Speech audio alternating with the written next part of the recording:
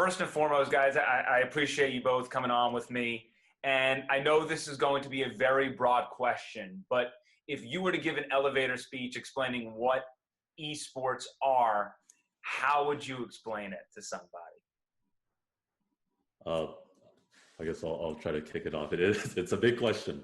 In a broad sense, I like to compare esports to traditional sports, right? It's a very relatable kind of model. People understand traditional sports. So what I would say is esports is something you can view as parallel. Just like in traditional sports, you may have, different games like basketball, football, hockey, soccer. In esports, you have their individual games like Counter-Strike, Overwatch, League of Legends. Each one of those games, whether it be in esports or in traditional sports, has their own entire industry built around it, right? The viewership, the back office, the marketing, all of that. So in a broad sense, that's kind of where professional esports is at right now. And Kaylin? For me, esports is competitive video games. On the same line of thinking, it's entertainment. And when you put it in that frame of mind, I think esports is for everyone. There's something for everyone here, whether it's playing the video games themselves, being a spectator or a supporter of a team in any game, having appreciation for the strategy, the game, theory craft. I definitely think there is some video game for everyone, regardless if it's a competitive esport title. And then what are some of the biggest misconceptions that maybe both of you have come across when explaining esports to somebody, or maybe even just recruiting and talking with someone who doesn't necessarily, isn't necessarily familiar with esports? So I think, some general misconceptions, right, have been around for years. Gamers are just the kids, in their room or in the basement, just gaming for hours on end. And while that's not necessarily untrue, there's still people who do that. I may do that from time to time. In a broader sense right now with collegiate esports and professional esports, these are individuals who are training and practicing very methodically in a team setting or individually, or, whether they're training at a dedicated facility or from their home. There is a method, to the madness behind it. Again, comparing to traditional sports, just like you have in football, you need to practice your throws, and basketball, you need to practice your shooting. These basic mechanics, just like in esports, you need to practice your aim, you need to practice, thinking about the strategy, thinking about clutching, things like that. So there is definitely a lot of a lot of framework that goes into that. I think some of the misconceptions that I've run into is very similar to what you said, Travis, that players are kind of lazy, or or that it's only for boys and men. There are so many girls that play video games and play them competitively and or work in the esports industry. Not to say that there isn't a problem with representation, but I think that's one of the misconceptions, that it's only boys. And the other thing too is that I think there's a misconception that you don't get anything of value from playing video games. While yes, it requires strategy and communication if you're in a team setting, there's practice that goes into it.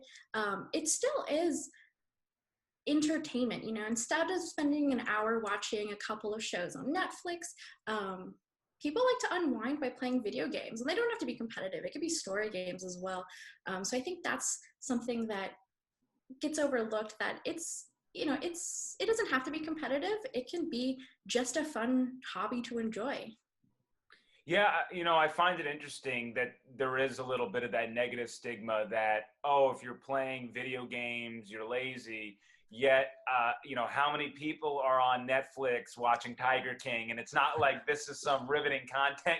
Look, I watched Tiger King, so I was all in. But I'm just saying that there is, I'm just wondering if you see that disconnect where we sort of are okay in one world wasting our time, but then like in another world where it's not necessarily like that it's coming across like that. It's, in the past few years with the kind of advent of live streaming right through Twitch and all that, lots of younger audiences are just watching people play games right on YouTube, on Twitch. And oftentimes you'll hear, parents will complain like, why would you want to watch someone just play a game? But it's like, you're just, when your dad goes and sits down on the couch and watches football for 4 hours, he's doing the same thing, right? It's the same concept. It's just a new audience through a new medium. Yeah, and Caitlin, maybe you can help us out just for someone who doesn't even know what Twitch is. What is Twitch, and how does that connect others to the video game world? So Twitch and Mixer and YouTube and Facebook Live are all video streaming platforms where really anyone with a camera and an internet connection can broadcast what they're doing on their computer live, and more often than not, they're playing games on their computer. And, it is similar to watching somebody play sports, but it's also kind of similar to the other interesting parts about sports is the, individual athletes, their stories, where they come from, interesting things about them. Those same topics come up for professional esport players and other people that enjoy streaming. They share, tidbits of their lives with us, and people find that interesting. And another part that I want to sort of showcase as well is that the esports industry in that world is a booming industry. I would argue that we're pretty much at the bubbling point where it has already taken off, but I think we're within the next few years, more and more people and the layman fan or the person who doesn't really know what esports is right now is going to understand what it is down the line. And just for you both in that world to explain to others, how are there professionals and what's the revenue stream and how is it making so much money and how is it booming in that sense? So professional esports, I guess this kind of modern era kind of boom started in around 2010 with StarCraft 2, League of Legends shortly after, kind of the first trendsetters. In terms of the revenue models and kind of how teams look like now, it is very similar again to your traditional professional teams. Obviously, you can have individuals who stream, right? You can play on a team usually and have a salary, a monthly salary, yearly, contract, whatever, and still stream on the side in your free time and get, additional income that way. But when you look at kind of the industry as a whole, I think initially a lot of it was, obviously kind of startup investors just funneling a lot of money. But now it's kind of built into a self-sustaining system where the sponsors, right, are Intel, big tech companies, people who are producing the keyboards, the headsets that the players are using. And, now they're getting that return on investment. They weren't seeing that necessarily in the first 3 or 4 years, but now with how professional things are going, esports being on TV, and it becoming kind of more accepted in society in general, I think the system right now is becoming much more healthy. And the other thing too, back in 2010, again, like you mentioned, StarCraft 2 and League of Legends, what kind of, was a fun tidbit was the prize pool amounts, right? The International year after year has the biggest esports prize pools, and they're crowdsourced. The other thing to consider at the college level is that now there is serious scholarship money on the line. It's no longer just, oh, we're gonna find some tournament to play for cash. We're playing in year-long leagues that, depending on where we place, if we're placing on, in the top 32, top 16, we're taking home scholarship money. And again, touching on all of the careers that support the esports industry, people are making careers out of this. They're leaving other jobs to come here because they can make a living. Yeah, and you made a nice little segue for me right there because speaking about that, I just want both of you, if you can, to explain your story, how you got into the esports world and how you became a coach in the esports world. Sure. So pretty much from, I guess it was actually 2010 when I was a freshman in high school up until I graduated college. I worked on a kind of a personal project that ended up turning into something larger that helped me, get where I am right now. And that was creating a StarCraft 2 team, which, started out small, but, I kept at it, got sponsors, and it became a professional team to the point where we were able to fly people all around the country. In addition to that, I was going to school, getting my degree, found out about sports management, which tied up perfectly. Granted, around, I think it's 2016, 2017, esports still was very new.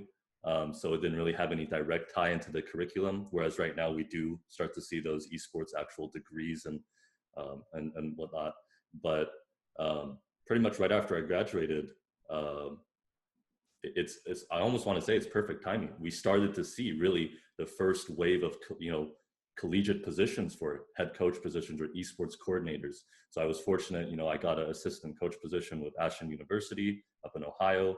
I worked there for about 2 years. Now I'm over here trying to start it all over again.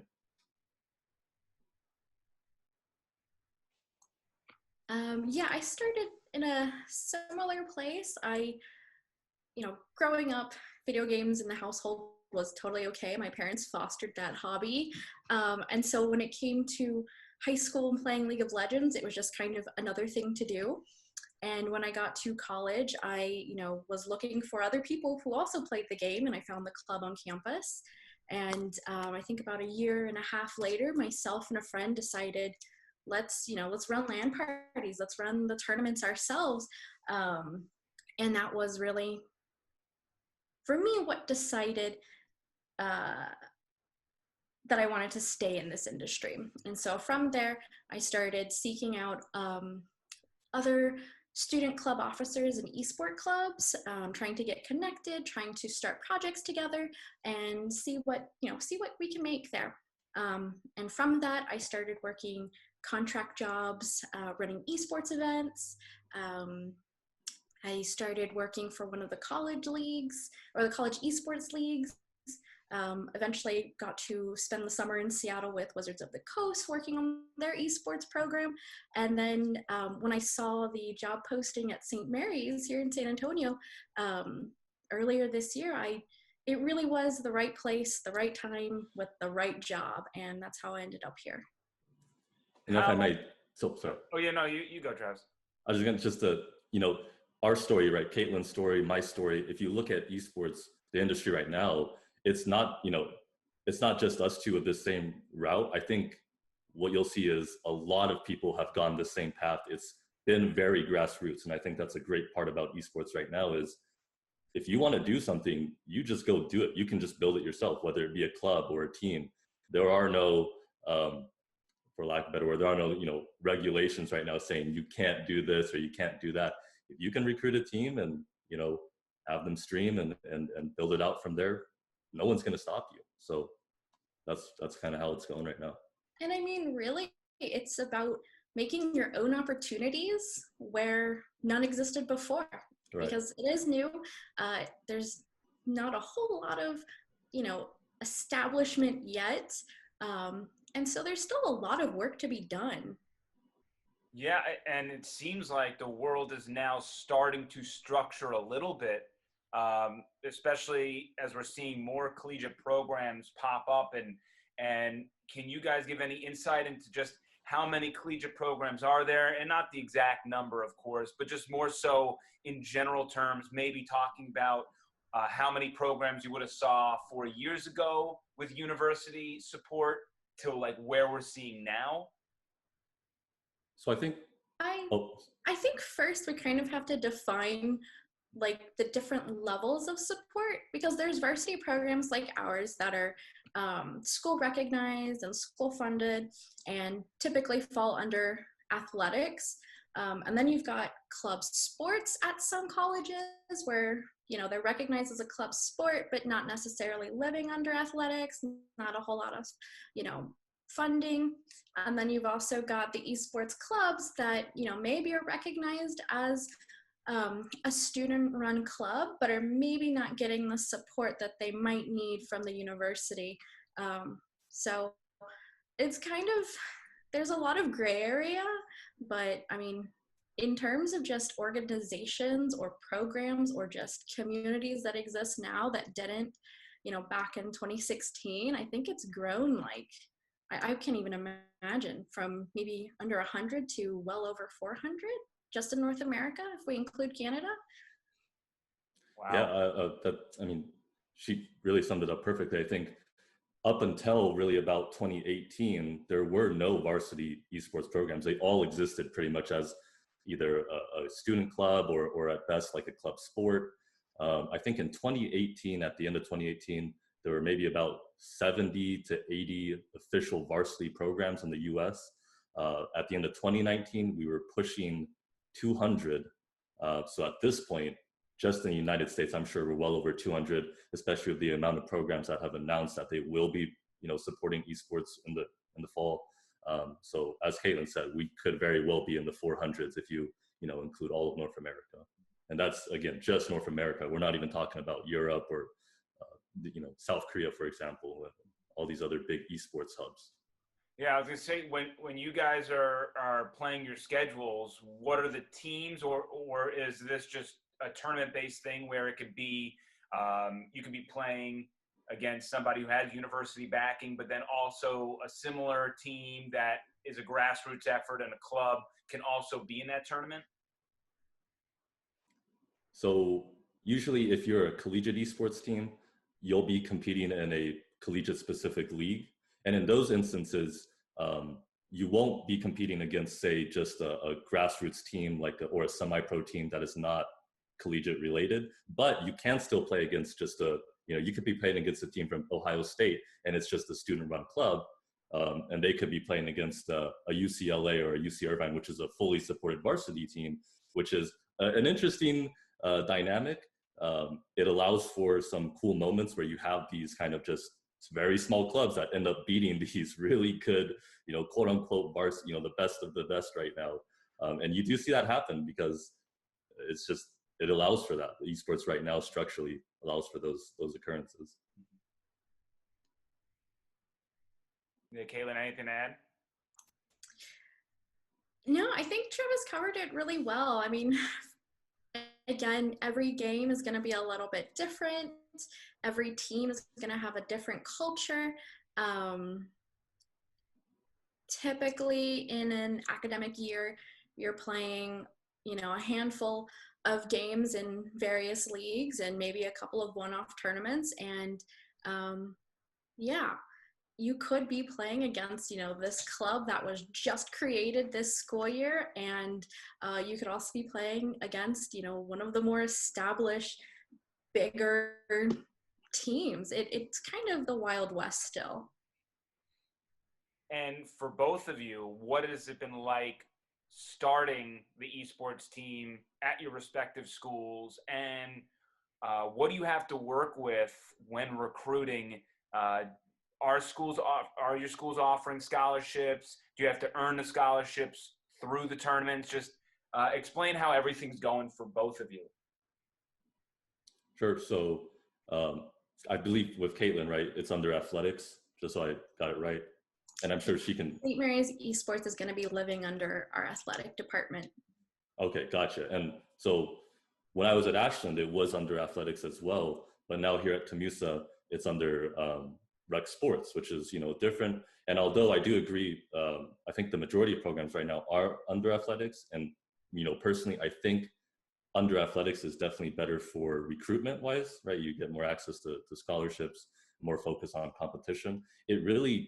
Every school really does have a different approach right now in terms of their objectives for esports, right? If you're under student life or rec sports or under athletics, you're going to be trying to serve your student population in different ways. So I think in terms of recruitment, for example, at Temusa, while part of my job is to recruit, I'd say another 50% of that job is to service, the students that we already have on campus.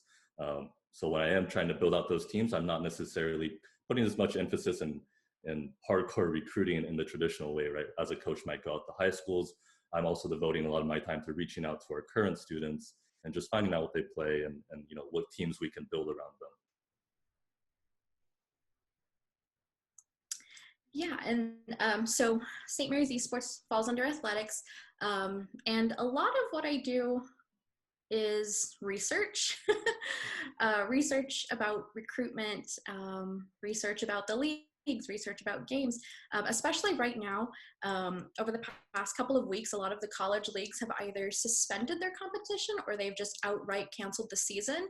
And so having to be a little more vigilant about college esports news as it relates to all of the leagues and all of the competitions, that really goes into, you know, the kind of player I'm recruiting or the kind of teams that we can feasibly have in the fall. Games like Smash Bros are kind of a big question mark, because that's a game that you sitting right next to your opponent. You're not 6 feet apart usually, and so it, you know, it's a little bit of a challenge figuring out, okay, can we do Smash? If we do Smash, how are we going to do tryouts? And, you know, before we even get to that point, will there be Smash competitions that we can participate in the fall? So it depends. One of the interesting things about St. Mary's is that prior to myself coming on board, there was not really an established gaming or esports club on campus. So while myself and my assistant coach are recruiting and building the program, we're also dedicating quite a bit of time to build the community within the student body. There was nothing really structured like a club before this year, or if there was, it really didn't, you know, it really wasn't as active. So we're doing a little bit of everything and trying to be as mindful and planning for a million different scenarios. And how have you both adjusted with the pandemic going on right now? Well, in some senses, it wasn't too much of a change, right? Esports, fortunately, can still operate in some ways, um, you know, fully online. Um, so for me, you know, just kind of shifting the ways I'm reaching out to people. I can't do those in-person tryouts, for example. So I'm trying to coordinate more through Discord, you know, these online mediums, and just try to figure out different ways to evaluate people, you know, focus more on the phone calls and watching their gameplay. Um, we're making do. That is basically verbatim our plan. We've moved our operations entirely online. While yes, it's nice that we have the esports arena, it's not feasible to use it right now. So tryouts, recruitment, communicating is completely on Discord, on email, or on email and Zoom. And then, but the nice part, I think, with esports, right, is that you're still able, in some extent, and not the way that you guys want, but you can still keep some skills fresh, right? Because you can play in the comfort of your own homes. Versus, I'm saying, you know, any other sport where, you know, you got to be outside, or you got to, you know, throw a pass to this person or whatnot. Yeah, absolutely. For the people who have been playing, you know, whether it be esports or even just casual gaming, they probably won't see really any noticeable change to, you know, how they approach, you know, the game or how they approach practice. And one thing that has kind of come up a few times for us is players who don't have the right equipment or the best computers at home are kind of excluded from tryouts right now. You know, back in the early spring, they were under the impression that they would get to use the equipment in our arena to try out. But we're, you know, having to have that really tough conversation of saying, you know, we want you to try out. You are still welcome to try out. However, you know, we may have to look towards fall instead of spring for you to try out for any given game. And then also, if you were talking to parents and talking about their kids and if they're interested in esports, you know, a lot of parents are investing money in trainers or workout sessions and whatnot. But is there an element where parents, if they can foster an environment for esports, that there are those scholarship opportunities coming in the future, that is something where, just like if you were looking for a Division I scholarship in football, that down the line you're going to start finding that schools are going to have a little bit more and a little bit more scholarships to give to the esports world as things balloon here within the next decade, I'll say. I'd say, yeah, absolutely. Pretty much every varsity program for esports right now offers some form of scholarship. There's already maybe 6 to 10 elite programs in the nation that offer full ride scholarships. Obviously, I'm not going to lie, we do not offer those full ride scholarships here. A different model, right? It's some schools, their goal is to win a championship. They got the money. For some schools, esports is their only athletics, team at all. So they can put those resources in. But towards your question, yes, I think we're only going to see those scholarship amounts go up in the next few years. I agree. I think the scholarships that we see from the schools themselves are going to increase, and the scholarship money going into the college leagues might also increase as more teams sign up, as there's more college participation. At St. Mary's, this year we're only offering academic scholarships, but that's subject to change in the coming years. Yeah, and because I feel like it's just, and especially with both of your schools as well, is both of them are kind of getting in close to the ground floor, so that if they start being a part of this movement earlier, that they also might progress with the changing of the times. Because again, that's sort of, I guess, where I see things moving towards is, there's a financial stream for college football, there's a financial stream for March Madness. Eventually, when more and more kids are growing up and this is of interest in Twitch and all that stuff, there's going to be a financial stream for it. And athletic directors are going to be like, okay, now if we invest here, we might be able to make some more dough.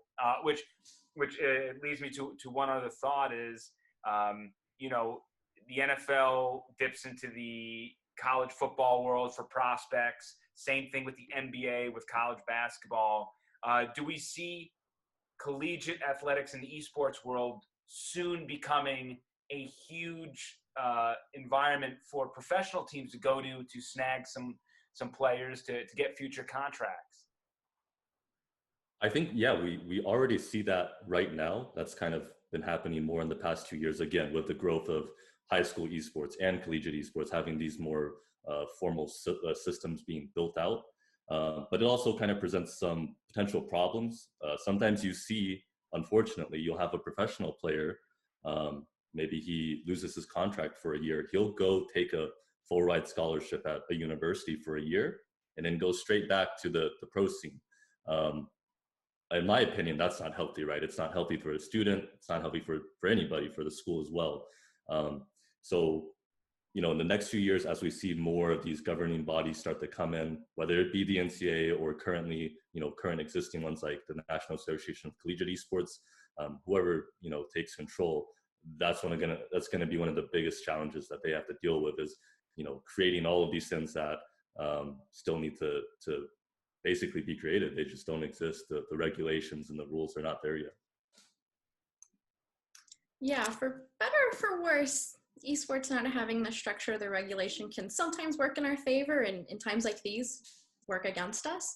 When it comes to the collegiate to pro pipeline, I think it's really going to depend on the professional esports league, who runs that, and a lot of the times it's the game developer themselves. And it's really just going to come down to those two things.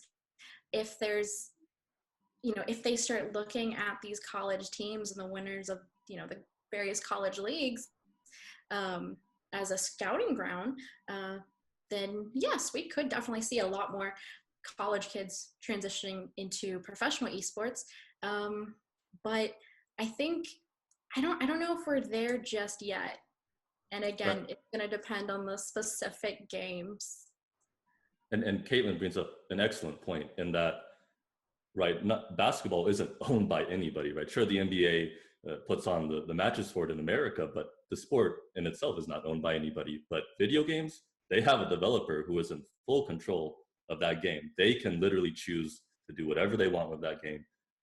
they can build up the esports scene. They could cancel their entire esports structure instantly. So in terms of these governing bodies trying to come in, right, NACE or the NCAA, that's probably going to be their biggest barrier to entry, is convincing these developers that they can somehow bring value to the game that they would not otherwise be able to. So when you look at League of Legends, for example, right now, their developers, Riot has completely built out their own collegiate system. They have no interest in working with, an external governing body. They want to have full control, run everything. And just this past year, they created their own scholastic association to oversee those things. Well, that's very interesting. So that's I'm trying to think of an analogy there. I mean, obviously the NBA owns the G League, but it would be as, man, I got to come up with a good analogy, but I didn't quite know that because I didn't really think about it from a developer standpoint and how each game can create its own sort of avenue all the way into the collegiate system versus just owning the league that it's a part of, that they're even trickling lower and lower down to say, well, we're going to build our own minor league system that's going to bring us to our game, and we don't need any help from anybody, so these schools will focus on this. So, yeah, you kind of you opened my mind up to a thing that I didn't really think of before entering this. So that's very interesting to me. Is there any way in your eyes to see how, because I imagine that's the biggest thing moving forward is how to make sure across the board everything is treated fairly, correct? Yeah, and again, that's kind of the big question in the air, is how will that work? Fortunately, right now, again, with Riot, I think they've done a pretty good job actually of building out their system, putting in their own regulations about, certain academic standards and trying to make sure students are, playing in a way that's healthy for, their own education and their lives. But you have some developers, say like Epic, who created Fortnite, where they really don't have any of that built out, and it doesn't look like they have any interest in building out a whole collegiate scene, for example. So they'll put on tournaments, and they put, if you have a 1.0, do they care? They don't right now. They just want you to play their game. Yeah, and then finally, just is there anything that you think is very important for the public to know when it surrounds esports that maybe I didn't touch on that you think is very prevalent when explaining to somebody with a generic knowledge, no knowledge, or just somebody who wants to get into esports? Sorry, could you repeat that one more time? I want to kind of just give you the mic as far as, is there anything that somebody should know about esports? And I'll make this a two-part question, that being one. And then two, what would you say to individuals who want to get into esports more? I mean, just about esports in general, I mean, the industry is growing worldwide. At this point, it's not just a fad. The industries are getting built out.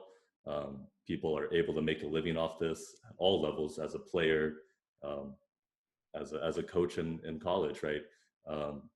So for those people who are kind of looking in and trying to figure out, what's going on, I think they should kind of be confident, have faith that this is going to keep growing. It's kind of just my take on it. Yeah. As for what anyone or what someone who wants, who's curious about esports should know, is that esports is not just one game. It encompasses many games, but it doesn't encompass every game. And that if they have questions, they shouldn't ever be afraid to reach out. There are a ton of very helpful and very smart people within the esports community that, love this community and, love outreach and want to get as many people as possible involved, whether that's new people playing games, whether that's parents, family. You know, it's a source of pride and joy for a lot of players, and being able to share that with the people that you love is really important. So again, I go back to esports is for everyone. There's probably some kind of esport that you'll either enjoy playing, watching, theory crafting about, or, you know, a professional team or player that is interesting and has a good personality, and you know, you care about their story. There really is something for everyone, I feel. And for those that want to get into esports right now, I still think it is the Wild West, and there is a lot of room to continue building things, anything really in esports. And so don't be afraid to create your own opportunity. Not everyone is going to just give you one. And again, don't be afraid to reach out to people who are already in the industry, because we all kind of started in the same place. And so, you know, I think more often than not, we really want to help people not have to go through the same challenges that we did.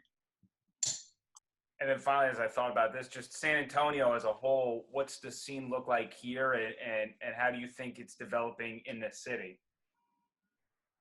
So unfortunately, San Antonio, in my opinion, is a step behind right now in terms of the region, right? If you look at even just Texas, Dallas has multiple esports pro organizations based out. You know, the Dallas Cowboys own Complexity Gaming. I think the Dallas Fuel, Envy is also based out of there. If you look at Houston, they have an Overwatch League team there as well. And then you look at San Antonio, which, you know, for a city of this size and with the Spurs here, you'd think there should be something. So there isn't right now, but I think in the next few years, and especially with St. Mary's and ourselves coming into the scene, this may kind of serve as a catalyst to, you know, maybe the next franchise spot opens up and someone's looking to get in. They're like, oh, well, San Antonio's in a great spot. They already have good competition surrounding them. That's our kind of our cue to get in. And yeah, I think there are a lot of people in San Antonio that play video games. I feel like Smash and other fighting games are super popular here with like a really engaged community. And yeah, I think it is just a matter of time before we start looking and getting into having San Antonio be, you know, thought of in the professional esports space. And again, yes, with A&M San Antonio and St. Mary's, like this is just a starting point. We're two teams to root and rally behind, two programs to root and rally behind. And so I think really we can only go up from here.